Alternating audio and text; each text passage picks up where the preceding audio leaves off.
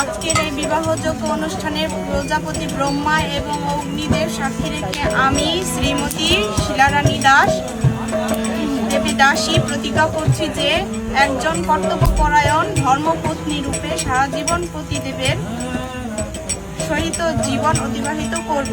2.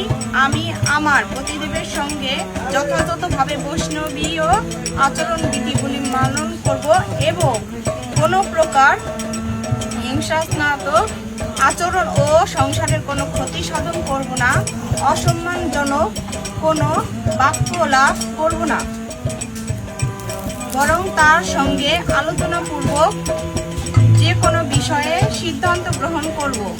যদি কোনো ত্রুটিপূর্ণ বা অপরাধ হয় আমি তার জন্য ক্ষমা চাইব এবং বিনয়ীভাবে নিজেকে সংশোধন করার জন্য সকল প্রকার পদক্ষেপ গ্রহণ করব।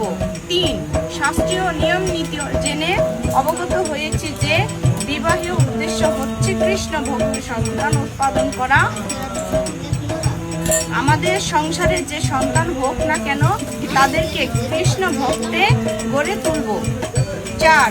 সাধু সঙ্গ, সাধু গুরু এবং শাস্ত্রীয় আশ্রয়ে থেকে কৃষ্ণ ভাবনাময় গৃহস্থ জীবন সঠিকভাবে গড়ে তুলব। শ্রী গুরুদেব এবং ভগবানের উদ্দেশ্য শ্রীময়ী সেবা সম্প্রদানের জন্য পতিদেবকে উৎসাহিত করব। 5. আমি আমার পতিদেবের কাছ থেকে আপনাদিক এবং ব্যবহারিক নির্দেশ সমূহ পালন করব এবং তার উপদেশগুলিকে সম্মান বা মর্যাদা প্রদর্শন করব। আমার পতিদেবকে গুরুদেবের এবং শ্রীকৃষ্ণ প্রতিনিধি রূপে আমি সেবা করব। 6. গৃহের রক্ষণাবেক্ষণ এবং অন্যান্য গৃহস্থলী কর্মে এবং গৃহিণীর জন্য যা কিছু কর্তব্য করব